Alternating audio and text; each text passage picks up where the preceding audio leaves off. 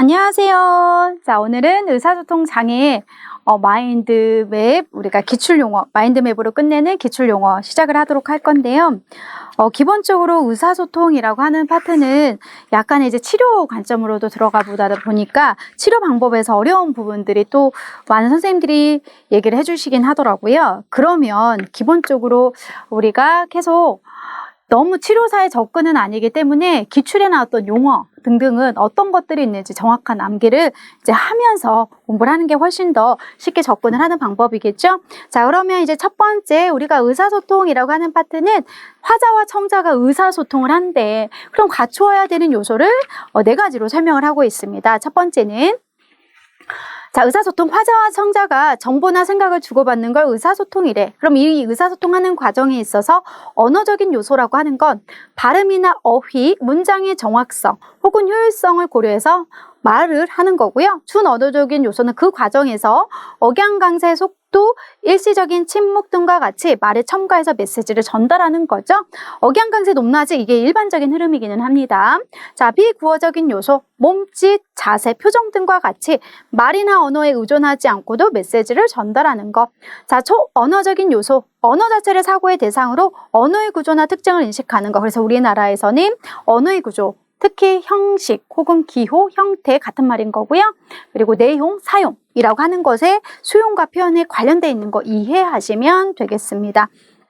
자, 그 다음 말과 언어의 산출기관인데 용어는 따로 없고요. 그냥 이해하는 기관만 생각해 보시면 좋을 것 같아요.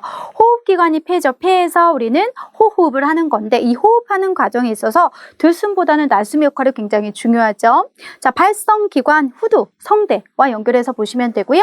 그리고 이렇게 성대를 통해서 공명기관, 산출기관 같이 분리하기도 하고 같이 묶어서 보기도 하고 결국 우리가 공명기관이라고 하는 것은 흔히 이제 두 가지의 음이 구강음, 비강음 뭐 이렇게 나뉘어지기도 하는데요. 사람에 따라 음색이 다른 걸 생각하시면 될 것 같고 산출기관은 잠호음을 산출하는 이 조음기관이라고 보시면 되겠습니다. 심리 언어기관은 뇌와 관련해서 보시면 되죠. 그래서 일부에 또 이러한 기관의 문제를 보일 때 장애인 등에 대한 특수교육법의 정의에서는 조음음운장애, 유창성장애, 기능적 음성장애, 언어장애라고 하는 것에 정의의 명칭이 있다라고 생각하시면 되겠습니다. 자, 그 다음 이제 조음음운 장애는 우리가 이제 발음이 정확하지 않는 장애를 조음음운 장애라고 얘기하잖아요. 그러면 조금은 양분을 해서 조음이라고 하는 것은 발음이 정확하지 않는데 그게 기관의 문제일 수가 있다는 거죠. 그래서 이런 기관의 문제를 우리는 추후에 이런 기질적인 원인과 연계해서 같이 봅니다. 그래서 국외파열이라고 한다면 영국의, 경국의 그 부분이 파열이 됐다는 것은 우리가 발음을 할때 흔히 이 국외파열, 즉 연인두라고 하는 이 부분이 닫혀져 있어야 되는데 열려져 있기 때문에 정확한 발음을 하지 못한다라고 생각하시면 되고요. 그래서 국외파열 이꼬르 연인두 폐쇄부전은 과대 비음을 산출하는 것, 그리고 보상조음이라고 하는 것도 나타나는 게 가장 큰 특징입니다. 그래서 기관의 문제인 대표적인 걸 국외파열이 있다면 혀의 구조적인 이상, 성력의 이상, 중추 또는 말초 신경계가 있지요. 음운장애라고 하는 것은 발음을 하는 데 있어서 잠호음에 관련된 결합을 아니면 음운지식에 대한 지식이 없어서 나타날 수가 있대요. 그 이유라고 했을 때 지능이라든지 청각적 변별 능력, 입근육 운동 능력, 잘못된 습관, 문화적인 영향에 받아서 그럴 수 있다. 자, 그러면 선생님들은 이와 관련된 거 3개만 먼저 한번 해볼게요. 조음음운장애, 조음기관의 이상이나 음운지식 또는 기능적 결함에 의해 정상적인 조음, 발음이 되지 않는 경우래 조음음운장애 기질적인 원인이라고 했을 때는 우리가 봤던 4가지가 요인이 될 수 있고요.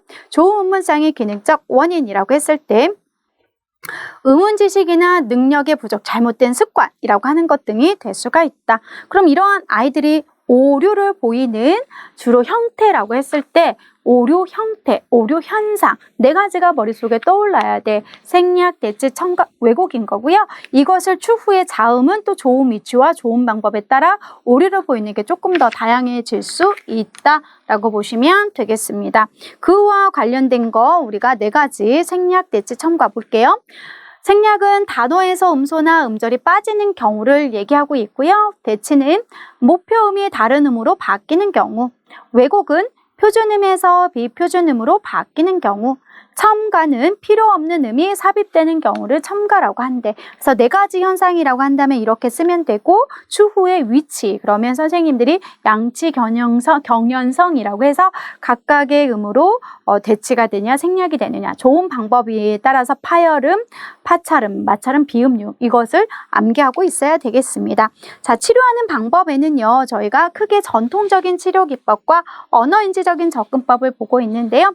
전통적인 치료 기법은 행동주의이기 때문에 정확하게 발음하지 못한 걸 아이가 듣고 정확하게 발음할 수 있게끔 반복 훈련하는 거고, 그 과정에서 교정적 피드백이라든지 칭찬, 강화라고 하는 것이 들어가는 거래. 반리퍼 전통적 치료기법 이꼬르 저희는 청지각 훈련법 같이 맥락에서 보시면 되고요. 짝자극 기법이라고 해서 핵심 단어와 훈련 단어를 통해 지도하는 거, 조음 조절, 조음점 지시법이라고 하는 것도 있고, 언어인지적인 접근법은 공통적인 요인, 오류의 패턴이라고 하는 걸 분석을 해서 한꺼번에 아이에게 지도를 해주는 거잖아요. 그걸 자질에 따라서 구분을 할 건지, 아니면 음운 변동, 위치와 방법에 따라서 아이를 또 지도할 건지로 연결해서 보시면 되는데, 보니까요. 반리퍼의 전통적인 치료 기법이라고 하는 것은 아이가 스스로 조음이 틀렸다는 걸 인식하고 그것을 스스로 틀린 걸 확인하고 뭐가 틀렸지라고 해서 정확한 발음과 비교해보고, 아, 정확한 발음인 가방이 아닌 가방이라고 해야 되겠구나. 그래서 이거를 가방 연습해서 안정적으로 가방이라고 하는 단어를 할 수 있게 지도하는 게 반리퍼의 전통적 치료 기법이라고 할 수가 있다. 짝자극 기법은요, 정조음이 가능한 핵심 단어와 훈련 단어의 짝에 의해 조음을 치료되는 것. 그래서 핵심 단어는 10번 가운데 9번 정확하게 발음하는 단어로 구성이 되어 있고요. 훈련 단어는 3번 가운데 2번 이상 5조음으로 발음하는 단어로 구성이 되어 있다.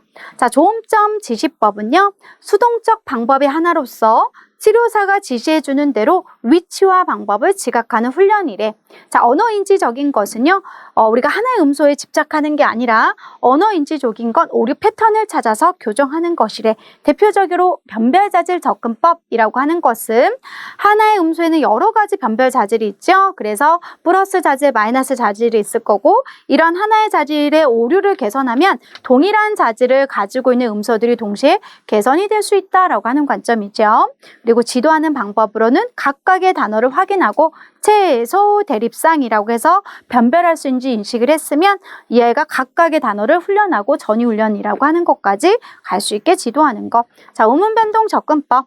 단어 내에서 말소리가 바뀌는 현상이라고 되어 있는데요. 이런 내부에서 발소리가 바뀌는 현상이지만 결론적으로는 여러 개의 오류의 수정을 동시에 수정할 수 있는 효과, 장점이라고 하는 것도 선생님들은 암기하고 계시면 되겠습니다.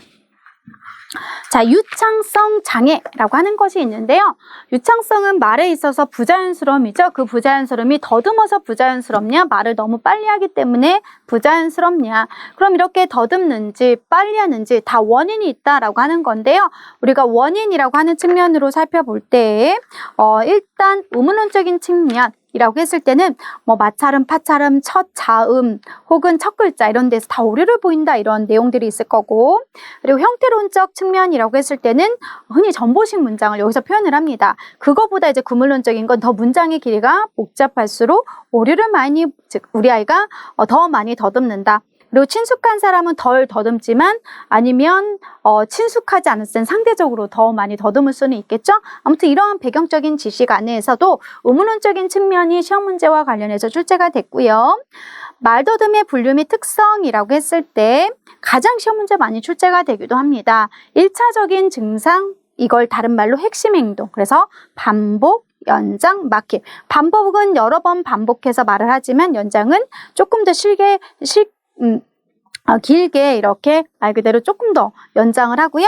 막힘은 중간에 말이 막히는 말 그대로, 근데 이걸 사전적 의미로 봐야 될 것 같습니다. 자, 부수적인 행동은 2차적인 행동으로 신체적인 걸 탈출하려고 하는 거, 상황을 회피하려고 하는 이런 행동들이 있는데요.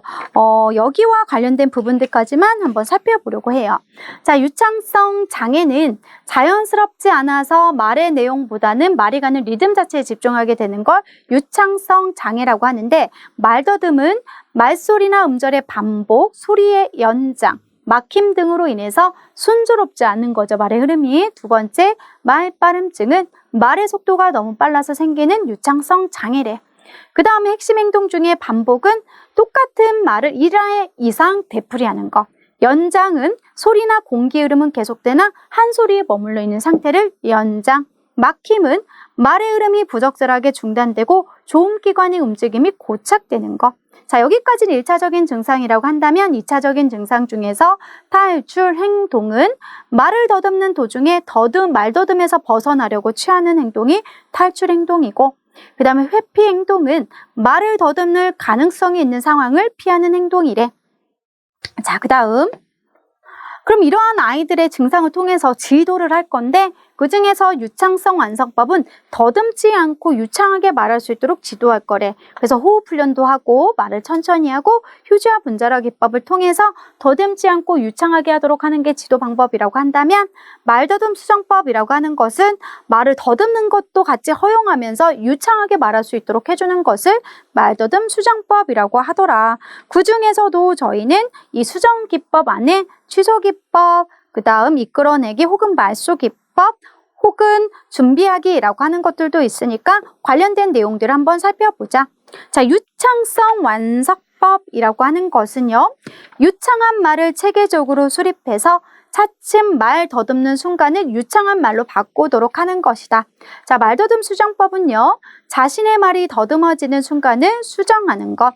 그래서 동기, 확인, 둔감, 변형, 접근, 안정인데 특히 접근이 수정기법이라고 보시면 되는 거죠. 그래서 접근의 수정기법으로 취소기법은 말을 더듬을 때 그 말을 더듬어서 끝낸 후 잠시 말을 쉬었다가 다시 그 낱말을 편안하게 시도하는 거야. 자, 이끌어내기라고 하는 것은 이전 방법대로 더듬는 것이 아니라 아직 말을 더듬는 상황에 있을 때 그 나머지 말을 쉽게 이끌어내는 것.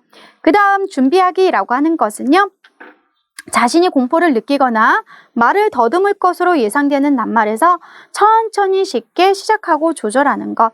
그래서 결론은 이 세 가지는 고은 교수님 3판과 심현숙 교수님 강론의 정의가 약간의 차이가 있으니까 선생님들이 갖고 계신 강론 아무거나 정확하게 암기하시면 될 것 같고요.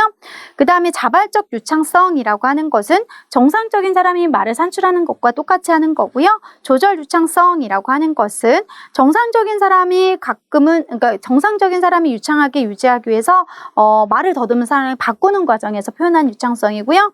수용적 말 더듬은 정상적으로 말을 바꾸기 위해서는 바로 말 더듬는 아이가 수정되지 않기 때문에 더듬는 것도 허용하면서 지도하는 게 수용적 말더듬이라고 보시면 되겠습니다. 자, 음성장애라고 했을 때 저희는 두 가지 관점을 보면 돼요. 그게 이제 두 가지 관점이라고 했을 때요.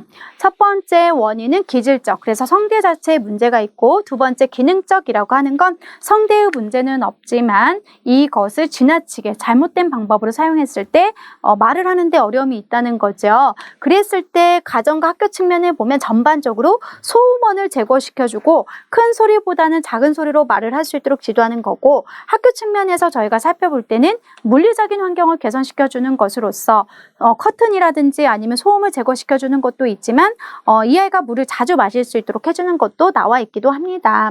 자, 그다음에 음성장애 측면에서는 저희는 부드러운 성대 접촉, 즉 하프만순 기법이라고 하는 것을 통해서 아이가 부드럽게 말하는 걸 지도하고자 한다. 그런데 이제 용어에서만 본다면 음성을 산출하는 기관, 그게 이제 성대인 거죠. 기질적인 문제나 심리적인 문제, 여기까지는 흔히 우리가 기관의 자체 문제라고 본다면 성대의 잘못된 습관으로 인해서 나타나는 걸 기능적 음성장애라고 할 수 있다. 그래서 장애인 등에 대한 특수교육법에서도 성대를 지나치게 혹은 잘못된 방법으로 사용하는 기능적 음성장애라고 하는 것으로 정의를 설명을 하고 있구나. 자, 그 다음에 저희는 이제 언어장애라고 해서요, 수용과 표현에 어려움이 있는 아이들에게 지도하고자 하는 건데요. 이렇게 수용과 표현에 어려움이 있는 아이들은 언어의 형태, 내용, 사용인 언어의 구조뿐만 아니라 언어의 하위 요소, 언어의 구성 요소, 혹은 언어의 하위 체계, 하위 범주 안에서도 다 손상이 나타날 수 있다라고 보시면 될 것 같습니다. 그리고 이러한 하위 체계 중에서도요, 선생님들이 이제 알아야 되는 건 우문론 이라고 했을 때 공부 배웠던 거 지식을 토대로 보면 음소, 잠과 몸도 있고 운소, 비분절음, 초분절음이라고 해서 억양강세 높낮이라고 하는 것도 의문론에 포함되어 있지요. 자, 그 다음에 형태로는 형태 소요 인구고요. 구문론은 문법 아니면 단어의 배열들과 연결해서 보시면 되겠습니다. 추후의 의미론이라고 하는 것은 선생님들이 단어의 조합을 생각하시면 되지요. 화형론은 의사소통의 의도, 기능과 연결해서 봐야 되는 거라고 보시면 되겠는데요. 이제 필요한 내용들만 한번 살펴볼까요? 자, 언어장애, 언어를 구상하고 이해하는 데 관계되는 중추신경계의 손상으로 발생을 한데 의문론이라고 하는 것은 말소리 및 말소리의 조합을 규정하는 규칙인 거고 형태론이라고 하는 것은 단어의 구성을 규정하는 규칙, 구문론이라고 하는 건 단어의 배열이나 문장의 구조, 서로 다른 종류의 문장 구성을 규정하는 규칙을 구문론이라고 할 수가 있대. 의미론은 의미를 규정하는 규칙인 거죠. 그래서 추후에 행위자 행위 등등과 연결해서 보시면 되는 부분. 화용론이라고 하는 것은 사회적 상황에서 언어 사용과 관련된 규칙이나 실제 상황적 맥락에서 화자와 청자에서 하는 말의 기능. 그럼 흔히 우리가 요구하기 혹은 반응하기, 그 중에서도 거절하기, 거부하기 이런 게 시험 문제 많이 출제가 되기도 했었죠. 자, 그 다음에 채소 대립상이라고 하는 걸 보면 말소리 하나를 교체함으로써 의미의 변별이 생기는 음절이나 단어의 쌍을 채소 대립상이라고도 하더라. 자, 그 다음 즉시라고 하는 거 보시면 이거는 이제 고은 교수님 책에 있는 내용들이긴 한데요. 우리가 대명사 여기저기 거기 이런 걸 즉시라고 하고 말하고자 하는 사람이 화자가 있으면 청자가 어느 정도 사전 지식, 배경 지식을 가지고 있는지 아는 걸 우리가 전제라고 얘기할 수가 있겠습니다. 그 다음에 표면에 드러나지 않고 미루어 짐작하는 걸 함축이라고 하죠. 자, 화형론적인 능력, 이것이 실제 시험 문제가 출제가 되기도 했는데요. 우리가 화형론적인 능력은 문법적으로 완벽한 언어를 사용하는 능력과는 다른 전체 담화, 개화 기술을 잘 파악하고 상대방과 성경적인 대화를 유지하고자 하는 능력, 이렇게 표현하기도 합니다. 근데 이건 또 강론에 있는 내용마다 약간 차이는 있으니까 선생님들이 실제 시험 문제 나왔던 정답을 토대로 또 활용해서 보셔도 될 것 같습니다. 자, 그 다음에 언어 발달이라고 하는 것이 있지요. 이 언어 발달이라고 하는 부분을 공부를 하실 때는요, 기본적으로 여기에는 나와 있진 않지만 두 단어씩에서 알아야 되는 용어들이 있습니다. 그게 이제 과잉 확대, 과잉 축소, 혹은 과잉 일반화, 그 다음에 주축 문법, 전보식 문장, 수평적 어휘, 수직적 어휘라고 하는 용어들은요, 선생님들이 이번에 전보식 문장이라든지 과잉 축소 이런 게 문제가 출제가 됐으니까 한번 같이 살펴보시면 될 것 같고요. 이런 언어 발달이 정상적이지 않다는 거죠, 우리 아이들이. 그 중에서도 신경 언어 장애는 실어증이라고 표현할 수가 있고요.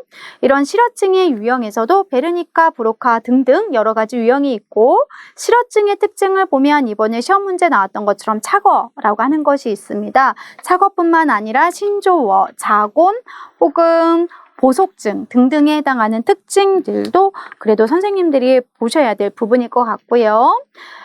그럼 이제 여기와 관련된 부분만 잠깐 보면 신경언어장애 실어증이라고 했고, 후천적으로 언어를 이해하거나 표현하는 데 어려움이 있는 장애인 거죠. 자, 그 중에서도 실문법증이라고 하는 것이 있습니다. 실문법증이라고 했을 때 주로 이제 브로카 실어증 아이들이 나타나는 거죠. 전보식 문장과 같이 발화가 짧고 문법 형태소와 같은 기능어를 생략하거나 과소 사용하는 거. 그래서 실문법증은 주로 브로카 실어증 아이가 나타나는 거라고 한다면 탈문법증은 베르니케 실어증이라고 보시면 되겠습니다. 문장 내에서 단어의 배열이 제대로 되지 않아서 문장이 교착되는 현상이 탈문법증이라고 보시면 되겠습니다. 자, 이제 저희는 단순 언어 장애라고 하는 부분도 공부할 건데요. 단순 언어 장애는 다른 건 다 문제가 없지만 언어의 문제를 보이는 걸 단순 언어 장애라고 하지요. 그럼 이러한 아이들을 지도하기 위해서 최근에 이제 고은 교수님 책을 보면 청지각과 운음식이 같은 맥락으로 이렇게 같이 묶어져 있는데 저는 편리상 이렇게 따로 떨어뜨려 놨고요. 청각적 주의 집중, 상위 언어인식, 그리고 상위 언어인식이라고 하는 것은 그 안에 보면 음운, 그 다음에 단어, 그리고 구문, 의미, 화용자각이라고 하는 개념들을 정확하게 선생님들이 암기를 하셔야 될 것 같습니다. 자, 그리고 의문 처리라고 하는 것도 의문적 부호도 있고 의문적 부호화도 있고요. 구문 및 어휘 지도라고 했을 때 수용 언어와 표현 언어를 지도하는 방법이 있어요. 근데 여기는 이제 내용이 조금밖에 없지만 선생님들이 어차피 전제 단순 언어 장애 지도 전략은 이거보다 더 많이 있다는 걸 이제 알고 계실 건데요. 하나씩 이제 일단 살펴보면 반복재생이라고 하는 것이 있습니다. 반복재생이라고 하는 것은요, 특히 이제 우리가 표현 언어라고 하는 걸 지도할 때 많이 사용하는 거지요. 그래서 교사가 하나의 문장을 계속 모델링 해주면서도 아이가 말을 표현할 수 있게끔 그래서 던지자라고 하는 게 예시가 있었고요. 두 개의 선지 중에서 뭐 사과 먹을래? 라면 먹을래? 사과라고 하는 것을 던지면, 질문을 던지면 표현할 수 있게끔 해주는 거. WH 질문법이라고 하는 것은요, 누가, 무엇을, 어디서 라고 하는 것에 관련된 부분과 연결되는 문제가 있었었죠. 그래서 표현 언어를 지도하는 세 가지밖에 없지만 선생님들은 다시 한번 이게 고은교심 책에 청지각과 의문인식, 그러면 의문인식이라고 했을 때 말소리를 듣고 변별하는 능력인데 이걸 같이 함께 지도하기 위해서 수색이나 아니면 합성, 분절, 변별 혹은 대치, 생략, 탈락 이런 게 있다는 거 알고 계시면 될 것 같고요. 청각적 주의 집중은 결국 소음 속에서도 내가 필요한 말을 듣고 기억하고 이해할 수 있도록 해주는 것의 훈련적인 방법. 의문인식은 아까 말씀드린 것처럼 의문자가 그 다음에 단어 그리고 구문, 의미, 화용에 관련된 거 잊지 마시고요. 의문 처리 안에서도 의문 재보호와 순서대로 말하는 거 기억하는 단기억이 중요시 여긴다면 의문의 재보호와 이 아이 장기 기억이구나 해서 끝말잇기 이런 것들을 기억하시면 되겠습니다. 자, 이제 언어장애 판별인데요. 언어장애 판별은 이제 표준화된 검사도 있고 대안적인 평가라고 하는 것도 있는데요. 그 중에서도 우리는 대안적인 평가인 역동적 평가와 자바라 검사라고 하는 것을 한번 용어 점검해 보도록 하겠습니다.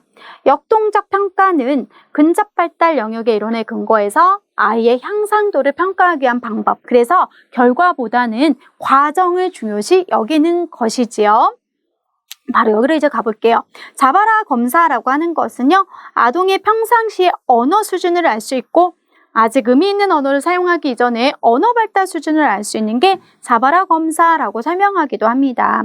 그렇다면 우리는요, 이렇게 자바라 검사, 자바라 분석이라고 하는 것을 할 때 수집 방식, 친숙한 사람, 여러 명의 친숙한 사람이 다양한 장소에서 자바라라고 하는 걸 수집을 할 때에도 우리는 유의할 점, 대화 발화시 유의할 점이 있다.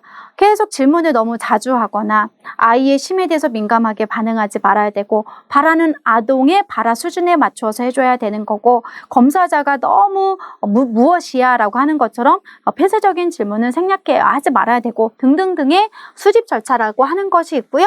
우리가 이렇게 수집된 걸 놓고 기록을 할 거래. 기록을 할 때는 녹음되어 있던 거 옮기는 전사 과정이 있을 건데 상황이나 아이가 표현한 발화를 모두 다 기록을 해. 하지만 우리가 기록해 놓고 분석해야 될 사항은 아동이기 때문에 문장 번호는 아동에게만 우리가 붙여주는 거지. 그리고 나서 문장 번호 붙여주고 나서 어떤 건 발화고 어떤 건 발화가 아닌 걸 구분해야 되는 건데 머릿속에 이제 기억을 해보면요. 다 물조건 제외하는 것부터 기억을 해두세요. 뭐 간투사 제외시키고 자동구어, 숫자, 그 다음에 감탄사, 그리고 무의미한 발화 이런 것들은 다 제외시키는 거고요. 그리고 시험 문제 토대로 본다면 2번 이상 발음하는 최초 발화는 우리가 분석해야 된다라고 하는 게 가장 기출에 많이 나왔던 것도 기억하시면 되겠습니다. 그래서 이걸 놓고 이제 아이가 의미론적인 분석에서는 행위자 행위 혹은 경험자 서술 대상, 행위, 실체, 서술이라고 하는 것으로 의미관계, 그 다음에 어휘 다양도라고 하는 것은요, 총 낱말 중에서 다른 낱말의 산출이 어느 정도인지 우리가 알 수 있어야 되는 거고, 형태서, 낱말, 어절이라고 하는 건 평균 발화 길이라고 하는 것을 통한 구문론적인 분석과 연결되는 굉장히 중요한 용어구나. 활용론적인 분석이라고 하는 건 의사소통의 기능이라고 보시면 되는 거죠. 그래서 뭐 명명하기, 부르기 기능 혹은 뭐 요구하기, 거부하기라고 하는 것도 있지만 김영태 교수님 책에 보면 크게 요구하기, 반응하기, 객관적 언급, 뭐 주관적 진술이라고 하는 걸로도 표현할 수가 있습니다. 관련된 내용을 한번 살펴보도록 하겠습니다. 자, 어휘다양도 여기서부터 이제 의미론에 관련된 거죠. 아동이 사용한 총 낱말 중에서 다른 낱말의 비율이 얼마나 되는지 산출하는 거. 이건 최근까지 초등의 시험 문제 출제가 됐고요. 평균 발화 길이는 초기 언어 발달 단계에서 표현 언어 발달과 문법 능력을 평가하기 위한 척도를 평균 발화 길이라고 보시면 되겠습니다. 자, 그다음에 요구라고 하는 것이 있죠. 요구는 상대방에게 정보, 행위, 사물 등을 요구하는 기능. 반응은 답하고 대응하는 기능. 객관적 언급은 사물이나 행위에 대해서 상대의 주의를 일으키는 행동 등등이 있지만 누구나 보더라도 객관적인 사실, 이게 포인트죠. 주관적 진술은 말 그대로 주관, 결국 그 사람이 느끼는 태도, 느낌, 이러한 것들의 행동을 진술하는 것 정도만 보시면 좋을 것 같습니다. 자, 그 다음에 이제 아이에게 지도를 할 때 교사가 발화를 유도하는 전략도 있고요. 발화를 하면 그것을 조금 더 확장시켜주는 것이 있는데요. 혼잣말 기법, 평행적 발화 기법, FA 질문법, 대치 요청은 기본적으로 고은교수님 책에 있지만 시험 문제에서는 혼잣말 기법과 평행적 발화 기법만 거의 시험 문제가 출제가 됐습니다. 그럼 이와 관련되어 있는 용어를 한번 볼 건데요. 아동에게 요구되지 않으면서 교사가 자기 행위에 대해서 혼자 대화를 하듯이 말을 하는 것이다.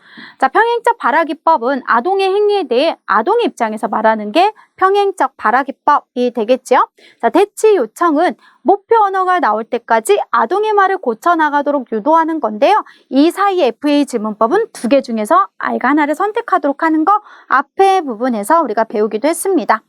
자, 그 다음에 이제 발화 후 언어 자극 전략이라고 하는 부분에서는 확장, 확대, 교정적 피드백, 재구성, 수정, 수정 후 제시도, 요청, 자기 수정이 있는데요. 이건 고은 교수님이 2판에 있는 내용이고 고은 교수님 3판은 확장, 확대, 문장의 재구성이라고 하는 세 가지로 축소가 되어 있습니다. 그럼에도 불구하고 2판에 있는 거 알면 3판에 있는 내용은 뭐 더 쉽게 접근할 수가 있어서 저희는 여기와 관련된 부분을 보도록 하겠습니다.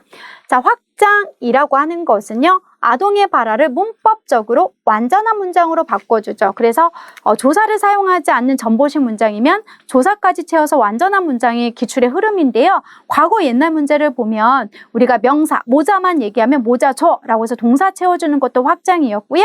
그 다음에 신어요라고 해서 신다, 동사만 있어도 신발이라고 하는 명사를 주어서 아이에게 문장을 만들어주는 거 역시 확장이라고 볼 수가 있거든요. 그래서 예시는 여러 가지가 있다. 자, 확대는 단어의 의미를 보완해 주는데 초점을 주는 겁니다. 그래서 대부분 꾸미며 수식어를 얘기하죠. 자, 교정적 피드백이라고 하는 것은 특정한 문제를 고쳐줄 의도로 사용하는 피드백인데요. 대부분 고은 교수님 2판에서 본다면 3판과는 다르게 2판의 교정적 피드백은 한번 긍정적인 언어를 사용하고 아이에게 교정을 해주는 게 특징이고요. 그 다음에 재구성은 문장 자체를 바꿔서 교정해주는 형태. 수정은 아동의 잘못된 발화를 직접 고쳐서 말해주고요. 수정 후 제시도는 직접 고쳐주고 다시 한번 해볼까? 라고 요청하는 것까지 들어갑니다. 자, 자기 수정은 아동이 잘못 말한 부분을 교사가 그대로 따라함으로써 발화가 적절하지 않음을 알려주고 수정하도록 도와주는 거, 이런 내용이 있지요. 자, 이제 환경 중심 언어 중재라고 하는 것을 연결해서 볼 때는요. 일단 전반적으로 하나씩 용어를 설명하지는 않았어요. 그렇기 때문에 가장 큰 키워드만 용어 살펴볼 거고, 우리가 환경중심 언어중재에 대한 배경 지식을 먼저 말씀드리면, 환경중심 언어중재는요, 자연스러운 아니면 일상적인 환경, 그 안에서 아이가 좋아하는 흥미있는 주제를 선택해서 지도할 건데, 이때 행동주의 성향도 들어갔다는 거죠. 행동주의라고 한다면 잘했을 때 칭찬, 오반응을 보였을 때 교정적 피드백, 이런 것들이 행동주의 성향입니다. 그래서 환경중심 언어중재는 자연스러운 패러다임도 들어가고 행동주의를 혼합한 중재래. 그런데 이거는 일반화에 굉장히 효과가 있는 장점도 있고, 강화된 환경중심 언어중재라고 한다면 우리가 말을 했던 환경중심 언어중재의 토대 위에 물리적 환경 혹은 환경의 구조와 플러스 반응적 상호작용을 결합을 해서 강화된 환경중심 언어중재라고 다시 이제 말씀드리면 강화된 환경 중심 언어의 강조점은 여기 나와 있는 것처럼 물리적 환경을 좀 더 강조한 것도 있고 반응적 상호작용 전략이라고 하는 것을 강조한 게 시험 문제의 정답으로 쓰는 것도 문제가 출제가 되기도 했었다라고 보시면 되겠습니다. 그래서 이 두 가지를 한번 용어 볼까요? 환경 중심 언어 중재는 교실이나 다른 학교 상황에서 아동의 흥미를 따라가면서 교사의 지속적인 상호작용 내에 에피소드를 삽입하는 것이다 라고 설명하고 있는데 여기서 말하는 일상적인 흥미도 있지만 행동주의 성향도 같이 포함되는 거 보시면 될 것 같고요. 강화된 환경 중심은 환경 조절 전략과 반응적 상호작용을 강화한 지도 전략이라고도 볼 수가 있겠습니다. 그럼 이제 이러한 내용 안에서 흥미있는 거 자료를 줄 거냐, 손에 닿지 않는 걸 줄 거냐, 도움이 필요한 상황을 만들어 줄 거냐, 우리가 많은 걸 제공하지 않고 덜 자료를 줄 거냐, 중요한 색깔 무지개를 쓸 때 빨간색을 빼고 줄 거냐, 두 개 중에 하나를 선택할 거냐, 예기치 못한 우sun 상황을 만들어서 줄 거냐에 따라서 아이가 말할 수 있는 동기를 만들어 주기도 하고요. 반응적 상호작용 전략이라고 해서 아동 주도 따라주고 공동관심 형성하고 확장, 기다리기, 반응 보이고 그 다음에 모방, 순서 그리고 정서적 일치 여러 가지가 있습니다. 이제는 그 세부적인 것까지 공부를 해야 선생님들께서 정확한 조금 더 확장된 문제를 풀 수 있다는 것. 자, 그 다음에 이제 모델 기법이라고 하는 게 있는데요. 항상 머릿속에 공동관심. 그래서 공동관심이 형성되면 모델 기법, 바나나라고 말해봐, 비디오라고 말해봐. 그랬을 때 잘했으면 강화, 실패 오반응을 했으면 다시 한번 교정적 피드백. 자, 반응 요구 후 모델 기법, 요구 모델 기법 똑같은 말인 거죠. 공동관심이 형성됐어. 그럼 요구, 질문을 먼저 하지. 무엇이 필요하지? 이게 뭐지? 등의 질문을 통해서 답을 요구한다. 정반응을 보이면 바로 강화 주지만 오반응을 보이면 모델이라고 하는 걸 사용해 주는 것. 자, 시간 지연 기법. 공동관심이 형성된 후 아이가 말할 때까지 뭐 한다? 기다려주는 거. 그래서 말할 때까지 기다려주는 거. 우발 교수, 우연 교수. 특히 이제 우리가 말하는 환경의 구조화 그 다음에 여기서 말하는 환경의 구조화라고 하는 것 플러스 적어 놓으시면 아동의 요청. 그리고 그 다음에 아동의 요청을 언어적, 비언어적으로 표현하더라도 아이가 말을 할 수 있게끔 저희가 유도하는 거 굉장히 중요하죠. 그래서 모델 기법, 요구 모델, 시간 지연이라고 하는 걸 같이 함께 사용하는 게 우발 교수, 우연 교수라고 보시면 되는 문제. 자, 그 다음 이제 스크립트입니다. 스크립트라고 하는 건 어떤 특정한 문맥 속에서 진행되는 단계적인 일련의 사건들을 설명하죠. 그럼 어떤 특정한 문맥이라는 건 결국 상황에 있는 언어를 사용할 수 있게끔 지도하는 겁니다. 그래서 패스트푸드인 햄버거 집에서 아이가 햄버거를 살 수 있게끔 문을 열고 들어가고 햄버거의 종류를 보고 그 종류를 보고 아이가 햄버거를 선택하고 지불하고 나오는 이 사건들을 설명하는 것이 스크립트라고 보시면 되는 거죠. 그럼 이런 스크립트는 반드시 상황에 맞는 언어를 하기 위해서는 머릿속에서 상황 지식을 가지고 있어야 되는 거고요. 그리고 이걸 여러 번 스크립트를 통해서 연습을 시켜야 많은 상황적 언어를 배울 수 있지만 익숙해지면 의도적으로 상황을 입안해서 자발적인 언어를 유도하기도 한다. 그 다음에 스크립트 문맥의 활용 절차라고 하는 것이 있는데 아직까지는 나오지 않았지만 선생님들이 이 부분을 기출문제 22년도 초등문제 보면 신발 신기라고 해서요. 단계도 있지만 유도 발화의 예시도 쓰는 것과 있고 의미론적인 거, 그 다음에 활용론적인 의사소통 기능, 그리고 그에 따라서 가능한 목표 언어의 구조 이런 것들을 쓰는 것도 있었으니까요. 반드시 체크를 해놓을 필요가 있을 것 같습니다.